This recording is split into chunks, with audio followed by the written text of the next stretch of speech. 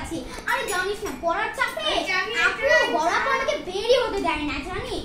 চল কিছু খাই। হ্যাঁ কিছু খাই। কি খাবি বল? না আগে এখানে একটু বসি গল্প করি। এই চা খাবি? ঠিক আছে চল। এ মামা ঠিক আছে চা বানিয়ে দাও তো। কয় টাকা? 10 নাকি 20 টাকা। মামা কোথায় বসে দেয় এবার? এখানে বসতে পারবো? অনেকদিন পর দেখা হলো তোর সাথে।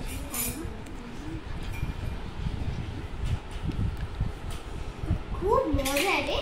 মামা আপনার দোকানে চা অনেক মজা। আমরা প্রত্যেকদিন আসবো। স্কুল থেকে এসে তো সময় পাই না। আচ্ছা মামা এখন থেকে স্কুল থেকে এসে আপনার দোকানে চাই খাবো।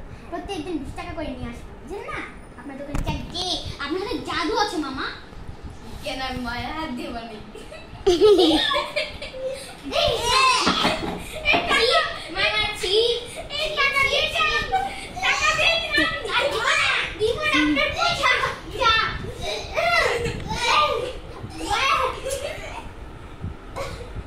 Oh, no.